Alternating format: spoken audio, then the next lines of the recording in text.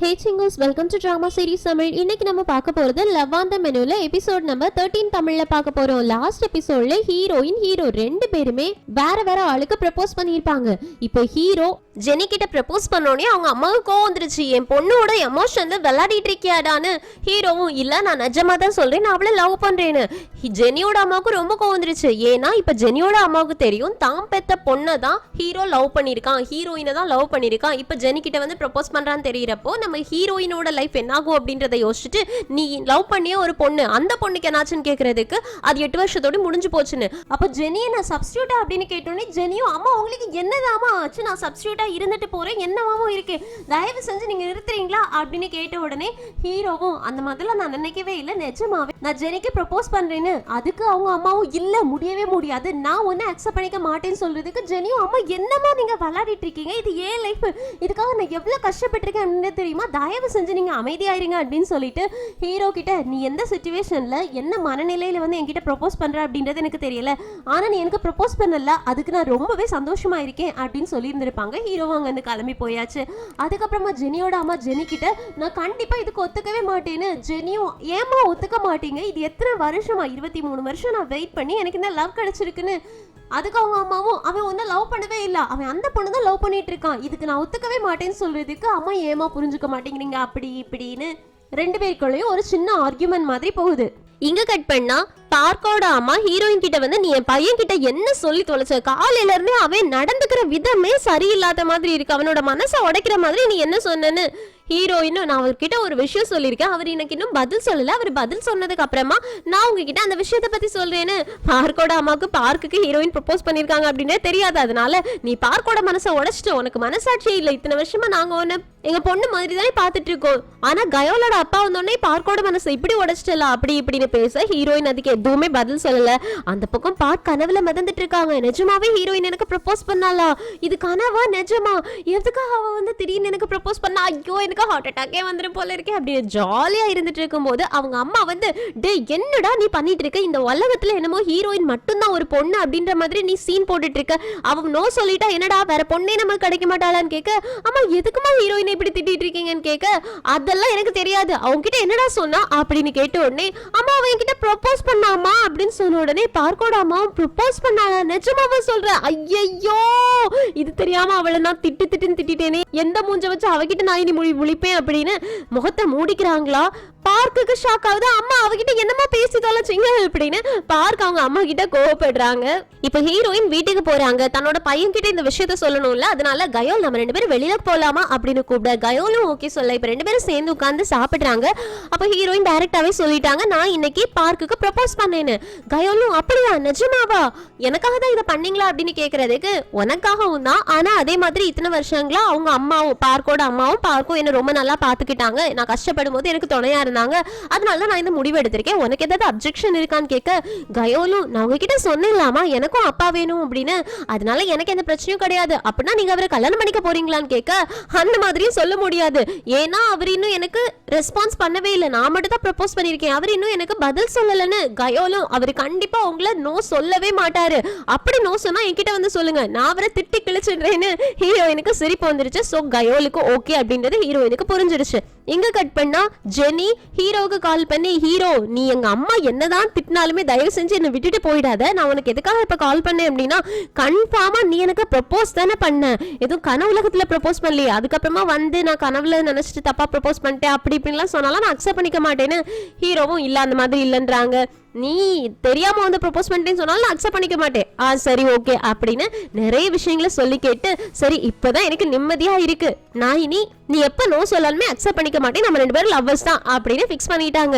இப்ப அடுத்த நாள் காலையில ஹீரோ ரூமை விட்டு வெளியில வந்த உடனே சோ போயிட்டு 1ஆம் நம்பர் கேக்க கட் பண்ண சொல்றாங்க. ஏண்டான்னு கேக்குறதுக்கு இன்னைக்கு தானே நீ ஜெனிய லவ் பண்ணி முத நாள், அதனாலதான் கேக் கட்டிங் செலிப்ரேஷன் போடா அப்படின்னு ஹீரோ துரத்தி விடுறதுக்கு நிஜமாவே நீ ஹீரோயின் கிட்ட எல்லாத்தையும் முடிச்சுக்கிட்டியான்னு கேட்க ஹீரோவும் என்னைக்கு அன்னைக்கு நான் அவகிட்ட ஸ்டார்ட் பண்ணேன் 8 வருஷத்துக்கு முன்னாடி எல்லாமே முடிஞ்சு போச்சுன்னு. சோ ஆமா கரெக்டா சொல்றேன், 8 வருஷத்துக்கு முன்னாடி எல்லாமே முடிஞ்சு போச்சு, இனி எல்லாரும் சந்தோஷமா இருப்பாங்கன்னு. ஹீரோ திரும்பி பார்த்து நிஜமாவே எல்லாருமே சந்தோஷமா இருப்பாங்களா நான் ஜெனியை டேட்டிங் பண்ணான்னு கேக்குறதுக்கு ஆமான்னு சொல்லிடுறாங்க. அப்படியே இங்க கட் பண்ணா ஜெனியோட அம்மா அப்பா கிட்ட நான் ஹீரோவை ஜெனியை கல்யாணம் பண்றதுக்கு விடவே மாட்டேன்னு அடம் பிடிக்கிறாங்க. ஆனா ஜெனியோட அப்பா சிரிச்சுட்டே இருக்காங்க. இதுல சிரிக்கிறதுக்கு என்ன இருக்குன்னு கேக்குறதுக்கு இவ்வளவு நாள் நான் தான் ஹீரோவை திட்டிக்கிட்டே இருந்தேன், நீ சப்போர்ட் பண்ணிட்டு இருந்த, இன்னைக்கு நீ ஹீரோவை திட்டிட்டு இருக்க, நான் சப்போர்ட் பண்ணிட்டு இருக்கேன், அது நினைச்சாதான் சிரிப்பா வருது. என் பொண்ணுக்கு தானே நான் சப்போர்ட்டிவா இருக்கணும்னு கேக்குறதுக்கு நம்ம பொண்ணு என்ன இனியொருத்தவங்களுக்கு மாற்றாதான் அவன் யோசிக்கணுமா, அவன் நம்ம பொண்ணு என்ன எப்படி நினைச்சிட்டு இருக்கான் அப்படி இப்படின்னு திட்டுறாங்க. ஆனா ஜெனியோட அப்பா கேக்குற மாதிரியே தெரியல. அவங்க சிரிச்சுக்கிட்டே ஆக்சுவலி வெளியில இருந்து வந்து பாக்குறவங்க என்ன தெரியுமா நினைப்பாங்க, நான் உண்மையான அப்பா கிடையாது, நீ தான் உண்மையான அம்மா நினைப்பாங்க, ஆனா நீ தான் பொய்யான அம்மா அப்படின்றாங்க. இதை கேட்ட உடனே ஜெனியோட அம்மாவுக்கு ரொம்ப கோவம் வந்துருச்சு. நீங்க என்ன சொல்றீங்கன்னு கேட்க, நான் தப்பான மீனிங்லாம் சொல்ல வரல, நீ உண்மையான அம்மா மாதிரி அவ்வளோ கேர் எடுத்து நடந்துக்கிற, அதை தான் நான் சொல்ல வந்தேன்னு. ஜெனியோட அம்மாவும் நான் உண்மையான அம்மா தான், நான் வேணா அவளை பெக்காம இருக்கலாம், அதுக்காக நான் அவளோட பொய்யான அம்மா அப்படின்னு நீங்க எப்படி சொல்லலாம் அப்படின்னு ரொம்ப கோவப்படுறாங்க. ஜெனியோட அப்பாவுக்கு இது எப்படிதான் சமாளிக்கிறது, எப்படி சமாதானப்படுத்துறது அப்படின்றதே தெரியல. ஜெனியோட அம்மாவுக்கு ஆக்சுவலி நம்ம ஹீரோயின் ஒரு பக்கம், ஜெனி ஒரு பக்கம், யாரை ஹீரோ கூட சேர்த்து வைக்கிறது, தன்னோட பொண்ணோட லைஃப் நாசமாக போகுது அப்படின்ற மாதிரி ரெண்டு பக்கம் அவங்களுக்கு ஒரே யோசனையா இருக்கு. இந்த பக்கம் ஹீரோயினோட அப்பா வீட்டுல வெள்ளரிக்கை எல்லாம் ஃபேஸ்ல போட்டுட்டு இருக்காங்களா. ஹீரோயினும் ஏன்பா உங்களுக்கு என்ன ஆச்சு அப்படின்னு கேக்குறதுக்கு, நான் யோனாவோட கல்யாணத்துக்கு ரெடி ஆயிட்டு இருக்கேன்னு, அவதான் அவங்க மாமனார் மாமியார் கிட்ட நீங்க செத்து போயாச்சுன்னு சொல்லியாச்சு, அப்புறம் நீங்க எப்படி அவ கல்யாணத்துக்கு போவீங்கன்னு கேட்ட உடனே ஹீரோயினோட அப்பா மொத்தத்தையுமே உளறிடுறாங்க. இந்த மாதிரி யோனா என்கிட்ட வந்துட்டு உன்னையும் பார்க்கையும் பிரிச்சா என்னோட மாமனார் மாமியார் கிட்ட நீங்க உயிரோடி இருக்கீங்கன்னு சொல்லுவேன்னு சொன்னா, அதனாலதான் நான் பார்க்கோட அம்மா கிட்ட அப்படி வந்து பேசினேன்னு. இதை கேட்டோடனே ஹீரோயினுக்கு ரொம்ப கோவம் வந்துருச்சு. நேரா போயிட்டு யோனா கிட்ட, நீ அப்பாவை பத்தி உங்க மாமனார் மாமியார் கிட்ட உயிரோடி வந்துட்டாருன்னு சொல்ல போறியா, இது என்ன மாயா ஜாலமா, இறந்து போனவரு திரும்ப அப்படி முளைச்சு வந்துருவாரா அப்படின்னு கேட்க, யோனாவும் யார் சொன்னா அவரை நான் கூட்டிட்டு போக போறேன்னு, அதெல்லாம் ஒரு ஜோக்குன்னு. ஹீரோயினும் நீ ஜோக்குன்னு அதை சொன்னியா, அப்பா அதை உண்மை நினைச்சிட்டு இருக்காங்கன்னு கேட்க, யோனாவும் அதெல்லாம் நான் அவர்கிட்ட அப்புறமா புரிய வச்சுக்கிறேன்னு. ஹீரோயினும் அப்படின்னா நீ அவர்கிட்ட மட்டும் ஜோக் பண்ணல, பார்க்கோட அம்மா அழுதுக்கும் நீ தான் காரணம் தானேன்னு. பார்க்கோட அம்மா அழுதாங்களா எதுக்குன்னு கேட்க, ஒன்னால தாண்டி நீ பார்க்கோட அம்மா கிட்ட அப்பா வச்சு என்ன சொல்ல சொன்னேன்னு.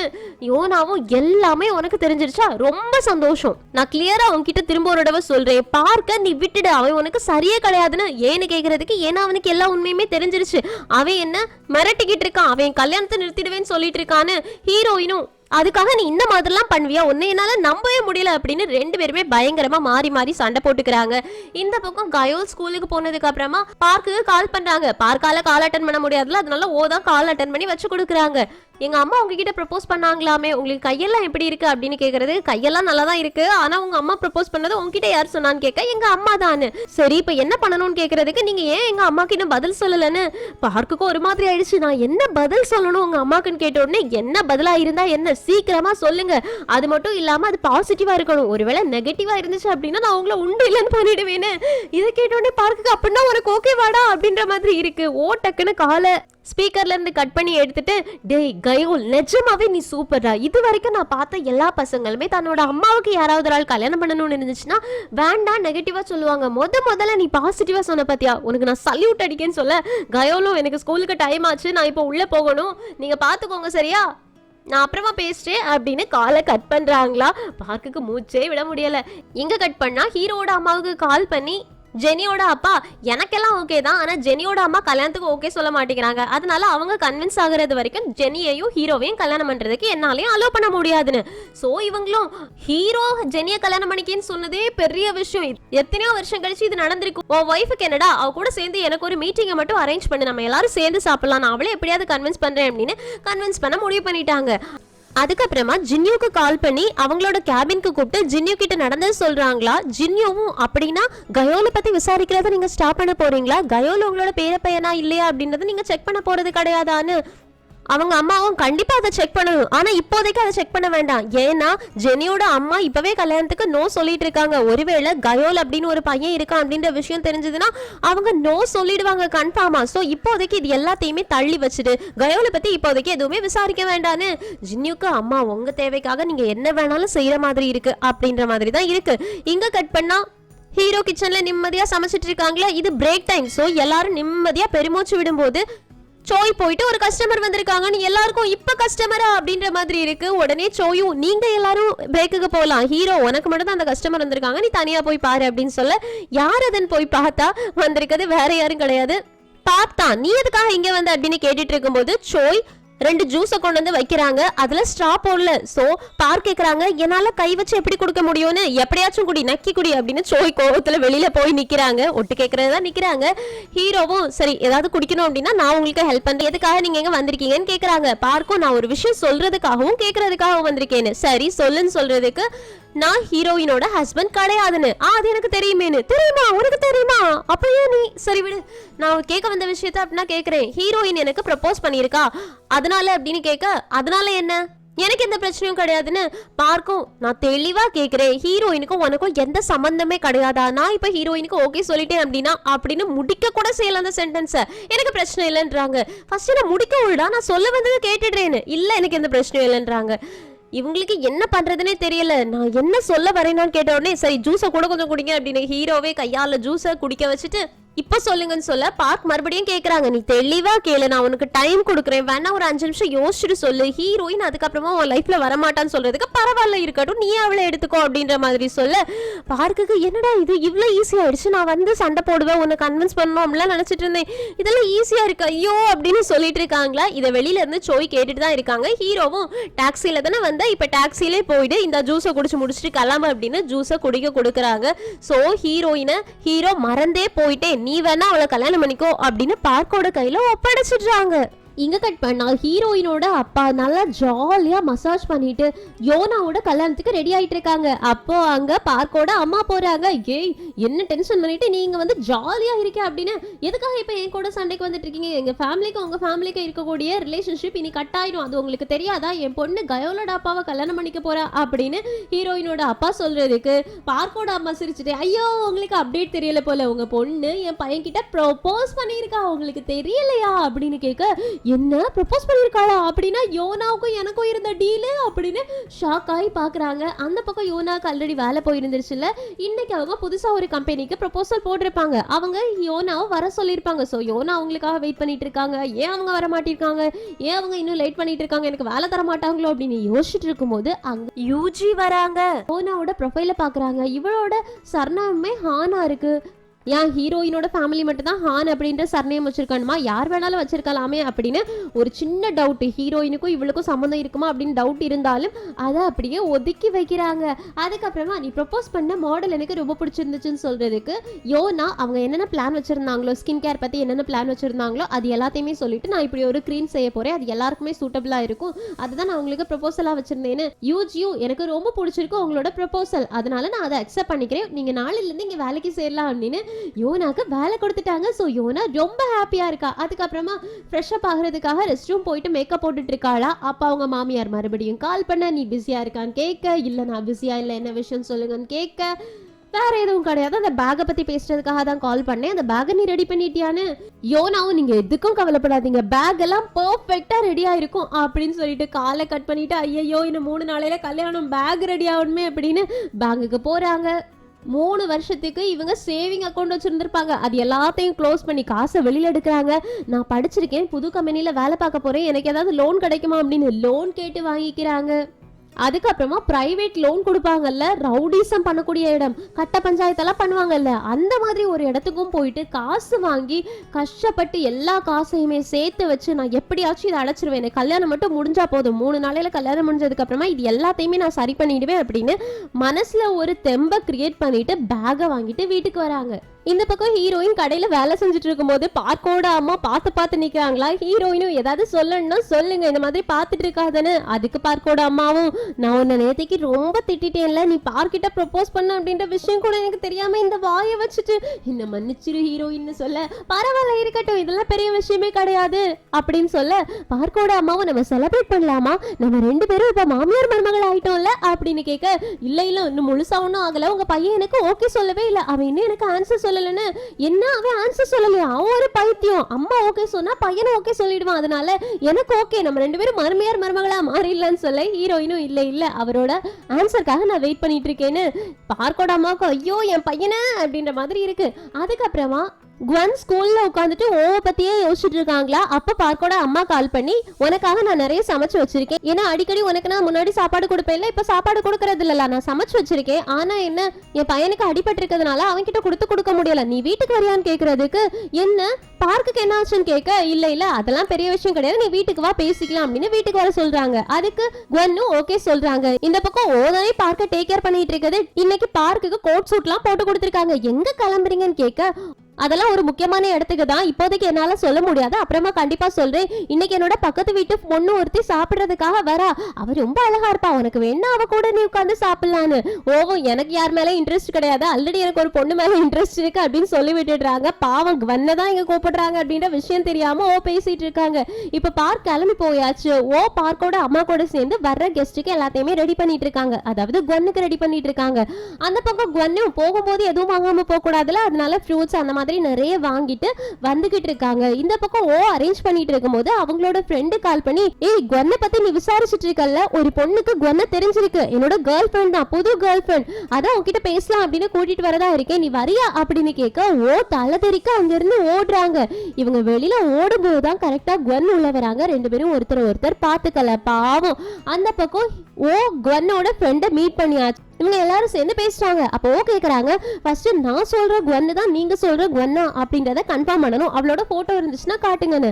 சோ அந்த ஃப்ரெண்டும் போட்டோவை எடுக்கிறாங்க. ஆனா காட்டலாமா காட்டக்கூடாதா, இவனை நம்பலாமா நம்ப கூடாதா அப்படின்னு அவங்களோட ஃப்ரெண்டு கிட்ட கேட்க, அவங்க ஃப்ரெண்டும் பரவாயில்ல காட்டு அப்படின்னு சொல்றாங்களா, அதனால வேற வழி இல்லாம காட்டுறாங்க. அதை பார்த்த உடனே ஓக்கு தெரிஞ்சிருச்சு, இது நம்ம குவன் தான் அப்படின்னு, இது என்னோட குவன் தான் அப்படின்னு சொல்லிட்டு அவகிட்ட ஒரு இன்ஃபர்மேஷன் மட்டும் சொல்ல முடியுமா அப்படின்னு ஒரு மெசேஜ் மட்டும் சொல்லி அனுப்புறாங்க. ஏன்னா குவனோட நம்பர் தான் இவங்க கிட்ட இருக்கு, கால் பண்ணா எடுக்க மாட்டேங்கிறாங்க, அதனால வேற வழி கிடையாது, மெசேஜ் தான் இவங்க கிட்ட சொல்லி விட்டாச்சு சொல்லலாம் அப்படின்றதுக்காக தான் ட்ரை பண்றாங்க. அந்த பக்கம் குவன் பார்க்கோட ஃபேமிலி எல்லாருமே சேர்ந்து உட்கார்ந்து ஜாலியா பேசிட்டு இருக்காங்க. அப்ப குவன் கேக்குறாங்க, பார்க் என்ன இன்னும் சிங்கிளாவா இருக்கீங்களா அப்படின்னு கேட்க, பார்க்கோட அம்மா யார் சொன்னா அவனுக்கு ஒரு பொண்ணு ப்ரப்போஸ் பண்ணிருக்காங்கன்னு, யாரு இவங்களுக்கா அப்படின்னு கேட்டு சிரிக்க, ஆமா ஆனா என்ன இந்த லூசு பையன் தான் இன்னும் ஓகே சொல்லலையா, அந்த பொண்ணுக்கு என்னடா குறை, எதுக்காகடா இவ்வளவு நாள் கழிச்சு அந்த பொண்ணு ஓகே சொல்லியா நீ ஓகே சொல்ல மாட்டீங்கன்னு கேட்க, பார்க்கும் அம்மா கொஞ்சம் டைம் கொடுங்கம்மா, உடனே எல்லாம் அப்படி சொல்ல முடியாது, எனக்கு ஓகே சொல்லலாம் ஆனா அப்படின்னு கேட்க, இவங்க ரெண்டு பேரும் சண்டை போட்டுட்டு இருக்கதை பார்த்துட்டு குவன்னு சரி போதும் கங்க்ராச்சுலேஷன் பார்க் வாங்க சாப்பிடலாம் அப்படின்னு சேர்ந்து ஜாலியா சாப்பிட ஆரம்பிக்கிறாங்க. இங்க கட் பண்ணா ஜெனியோட அம்மாவையும் அப்பாவையும் இன்னைக்கு ஹீரோவோட அம்மா மீட் பண்றேன் அப்படின்னு சொல்லியிருக்காங்கல்ல, அதுக்கு தான் வந்திருக்காங்க. ஆனா ஹீரோவோட அம்மா இன்னும் வரவே இல்லை, ஆல்ரெடி 20 minutes லேட் ஆயிடுச்சு. ஜெனியோட அம்மா ஆல்ரெடி இந்த கல்யாணத்தை நிறுத்தலாம் அப்படின்னு தான் பிளான் பண்ணிட்டு இருக்காங்க. ஸோ இதே ஒரு சாக்கா வச்சுட்டு அவங்க வர்றதுக்கு இவ்வளோ லேட் ஆகுது, அவங்க தானே நம்மளை வர சொன்னாங்க, ஆனா இவ்வளோ நேரம் நம்மளை வெயிட் பண்ண வைக்கிறாங்க, எனக்கு இதுல இஷ்டமே இல்லை, நான் கிளம்ப போறேன் அப்படின்னு சொல்லும் போது கரெக்டா ஜெனியோட அப்பாவுக்கு கால் வந்துருச்சு. அதனால நான் இதை அட்டன் பண்ணி பேசிட்டு வரேன் அப்படின்னு வெளியில போறாங்களா. இவங்க உள்ள உட்காந்துட்டு ஒன்னொன்னையா யோசிச்சு பாக்குறாங்க, ஹீரோயினை பத்தி இவங்க என்னெல்லாம் பேசினாங்க. ஹீரோவோட அம்மா, அந்த பொண்ணு வந்து ஒரு கோல்ட் டிக்கர், அந்த பொண்ணு படிக்காத பொண்ணு, காலேஜ் பக்கமே போனது கிடையாது, அவளோட சிப்ளிங்ஸை பார்த்துட்டு வீட்டிலே உட்காந்துட்டு இருக்கா, அவ அழுக்கி அப்படி இப்படிலாம் பேசியிருப்பாங்கல்ல, அது எல்லாத்தையும் யோசிச்சு பார்த்து ரொம்ப கோவமா அங்க வந்து கிளம்ப போறாங்க. கரெக்டா ஹீரோவோட அம்மா வந்துட்டாங்க. ரெஸ்ட் ரூம் போக போறியா அப்படின்னு கேட்க, இல்ல நான் வீட்டுக்கு கிளம்ப போறேன்னு. வீட்டுக்கு கிளம்ப போறியா, நான் லேட்டா வந்தது உண்மைதான், ஒரு 5 நிமிஷம் லேட்டா வந்துட்டேனான்னு கேட்க, 20 நிமிஷம் லேட்டா வந்திருக்கீங்கன்னு. அவ்வளவுதானே வா வந்து உட்கார்ந்து பேசலாம் அப்படின்னு சொல்றதுக்கு, இல்ல நான் என்ன சொல்லணுமோ அதை சொல்லி முடிச்சுட்டேன், என் பொண்ணுக்கு நான் கண்டிப்பா உங்க பையனை கல்யாணம் பண்ணி வைக்கவே மாட்டேன், அதனால இனி ஒரு தடவை இதை பத்தி பேசுறதா இருந்தா பேசாதீங்க அப்படின்னு அங்க வந்து கிளம்பி போயிடுறாங்க. ஹீரோட அம்மாவுக்கு என்ன இவ ரொம்ப ஓவரா பண்ணிட்டு இருக்கா அப்படின்ற மாதிரி இருக்கு, இருந்தாலும் வெயிட் பண்றாங்க, ஏன்னா அவங்களோட ஃப்ரெண்ட் வரணும் இல்ல. ஜெனியோட அப்பா போன் கால் பேசி முடிச்சுட்டு உள்ள வந்து, நீ வந்துட்டியா, ஆமா என் ஒய்ஃப் எங்க போனா, டாய்லெட் போனாலான்னு கேட்க, அவன் வீட்டுக்கு போயிட்டான்னு என்கிட்ட சொல்லாம வீட்டுக்கு போயிட்டாளா, அப்ப நானும் அவன் பின்னாடி போக போறேன்னு சொல்றதுக்கு, ஒரு நிமிஷம் இரு, நம்ம மீட்டிங்காக இங்க கூப்பிட்டு விட்டோம், ஆனா நீ உன் பாட்டுக்கு உன் ஒய்ஃப் பின்னாடி போயிட்டு இருக்க, என்னதான் நீங்க நினைச்சிட்டு இருக்கீங்கன்னு கேக்குறதுக்கு, இல்ல நான் என் ஒய்ஃபை எப்படியாவது ஃபர்ஸ்ட் கன்வின்ஸ் பண்றேன், அவளோட முடிவு தான் கடைசி முடிவு, அதனால நம்ம அப்புறமா பேசலாம்னு அவங்களும் கிளம்பி போயிடுறாங்களா. இவங்களுக்கு ஐயோ கடவுளே, என்னமோ இவ ஜெனியோட உண்மையான அம்மா மாதிரியே சீன் போட்டுட்டு இருக்காளே இவளை அப்படின்ற மாதிரி ஜெனியோட அம்மா மேல ஹீரோவோட அம்மாவுக்கு கோவம் வருது. இங்க கட் பண்ணா யோனா அவங்களோட கல்யாணத்துக்கு எப்படியாச்சும் அவங்க அப்பாவை கூட்டிட்டு வரணும் இல்ல, ஆனா ஜெனியோட அப்பா தான் வரமாட்டேன்னு சொல்லிட்டாங்களே, அதனால ஜெனியோட அப்பா மாதிரியே இருக்கக்கூடிய மாடலை கண்டுபிடிக்கிறதுக்காக ஒரு கான் ஆர்டிஸ்ட், அதாவது டூப்ளிகேட்டா வேலை செய்வாங்கல்ல, இப்போ மூவிஸ்ல எல்லாம் ஹீரோக்கு பதிலா இனி ஒரு ஸ்டன்மேன் வச்சிருப்பாங்கல்ல, அந்த மாதிரி யாரையாச்சும் பிக் பண்ண முடியுமான்னு பாக்குறாங்க. அதுல ஒருத்தரையுமே உங்களுக்கு பிடிக்கல, அதனால இதெல்லாம் வேண்டாம்னு சொல்றதுக்கு, என்ன நீ ரொம்ப ஓவரா பண்ணிட்டு இருக்க, நீயே என்கிட்ட ஹெல்ப் கேட்க வந்திருக்க, ஆனா என்கிட்ட இப்படி பிஹேவ் பண்ற அப்படின்னு அவரு ஓடி போக, பின்னாடி ஒன்னா போயிட்டு சாரி என்ன மன்னிச்சிரு, நீ சொன்னாலே ஓகே அவரே பிக்ஸ் பண்ணிடலாம் அப்படின்னு பொய்யான ஒரு ஆளையும் ஃபிக்ஸ் பண்ண சொல்றாங்க. இந்த பக்கம் பாத்தீங்கன்னா ஷோயோட ரெஸ்டாரண்ட்டுக்கு பார்ட் டைம் ஜாபுக்கு மின் அப்ளை பண்றாங்க. மின்னோட நேம பார்த்தோன்னே அதுலயுமே ஹான் அப்படின்ற நேம் இருக்கா. சோ ஹீரோயினோட ஃபேமிலி தான் இவங்களா அப்படின்னு யோசிக்கிறாங்க. இருந்தாலும் எல்லாருமே ஹான் நேம் வச்சிருந்தா ஹீரோயினோட ஃபேமிலியா தான் இருக்கணுமா? கண்டிப்பா இருக்காது. சரி, இந்த பொண்ணு வேலைக்கு எடுக்கலாம் அப்படின்னு நீ நாளையில இருந்தே வேலைக்கு வந்து சேர்த்துக்கலாம் அப்படின்னு மின்ன சோய் வேலைக்கு சேர்த்துட்டாங்க. இங்க கட் பண்ணா சியோ இருக்கான்ல, அவன் இப்ப மாடலிங் ஒர்க் பண்றான். யாரோட கம்பெனில? யூஜியோட கம்பெனில. யூஜி வந்து பார்த்துட்டு இந்த பையன் ரொம்ப ஹேண்ட்ஸமா தான் இருக்கிறான், இதுக்கு முன்னாடி இவனுக்கு எக்ஸ்பீரியன்ஸ் இருக்கான்னு கேக்குறதுக்கு இல்ல ஃப்ரெஷர், ஆனா ரொம்ப அழகா இருக்கான்ல, அதே மாதிரி ஒரு ப்ரொஃபஷனலாவும் இருக்கான் அப்படின்னு சொன்னோடனே ஆமாமா இந்த பையனுக்கு நம்ம தொடர்ந்து சான்ஸ் கொடுக்கலாம் அப்படின்னு யூஜி யோனாக்கு மட்டும் கிடையாது சியோவுக்குமே வேலை கொடுக்கறாங்க. சோ ஹீரோவை சுத்தி தான் ஹீரோயினோட மொத்த ஃபேமிலியுமே இப்ப வேலை பார்க்க ஆரம்பிக்கிறாங்க. இப்ப ஹீரோ நைட்டு ஜெனிய பாக்குறதுக்காக ஹாஸ்பிட்டல் போயிருக்காங்க. ஜெனிய வெளியில கூட்டிட்டு போகும்போது கோட்டை போட்டு கொடுக்குறாங்களா. ஜெனியும் எனக்கு குளிரலன்னு, இல்ல பரவாயில்ல குளிரும் அப்படின்னு ஜாக்கெட்டை போட்டு கொடுக்க ஜெனிக்கு ரொம்பவே சந்தோஷமாயிடுச்சு. ஜெனி சொல்றாங்க, எங்க அம்மாவை பத்தி கவலைப்படாத, கொஞ்ச நாளைக்கு அம்மா கண்ணு முன்னாடி முழிக்காத, அது போதும், நான் எப்படியாவது அம்மாவை கன்வின்ஸ் பண்ணிடுவேன்னு ஹீரோவும் ஓகே சொல்றாங்க. அதுக்கப்புறமா இவர் என்னோட பாய் ஃப்ரெண்ட் அப்படின்னு பக்கத்துல இருக்க எல்லார்கிட்டயுமே சொல்லி ரொம்ப சந்தோஷப்படுறாங்க. ஹீரோவுக்கு ஜெனி எக்ஸைட் ஆகிறத பார்க்கும்போது சிரிப்பா இருக்குது. இங்க கட் பண்ணா யோனா வாங்கின எல்லா பேக்கையுமே எடுத்துட்டு டாக்ஸில வீட்டில் வந்து இறங்குறாங்களா. அதை ஹீரோயின் பார்த்துட்டுறாங்க. இதெல்லாம் என்னதுன்னு கேட்கறதுக்கு 3 நாளையில என்னோட கல்யாணம், அதுக்கு தேவையான கிஃப்ட் எல்லாத்தையும் ரெடி பண்ணி வச்சிருக்கேன், என்னோட கல்யாணத்துக்காக தான் இது எல்லாமேனு. ஹீரோயினும் என் கூட குடிக்கிறதுக்காக நீ வா, நான் கூட கொஞ்சம் பேச வேண்டியது இருக்குன்னு. யோனாவும் நான் வர முடியாது, 3 நாளையில கல்யாணம், நான் குடிச்சேன் அப்படின்னா என் அழகா என்ன ஆகுறதுன்னு கேட்க, நீ குடிக்க வேண்டாம், நான் மட்டும் குடிக்கிறேன், நீ வா அப்படின்னு கிளம்பி போயிட்டே இருக்காங்க. யோனாவும் நில்லுடி, நீ குடிச்ச அப்படின்னா உன் சுய நினைவே இழந்துருவ, ஐயோ இவ வேற ஒருத்தி அப்படின்னு குடிக்கிறது போய் உட்கார்ந்தாச்சு. இப்போ ஹீரோயின் நல்லா குடிக்கிறாங்களா. யோனாவும் இப்படி நீ குடிக்கிறதாவே இருந்தா குடிச்சிட்டே இரு, என்கிட்ட எதுவும் பேசாத, நாங்க அந்த போக கிளம்ப.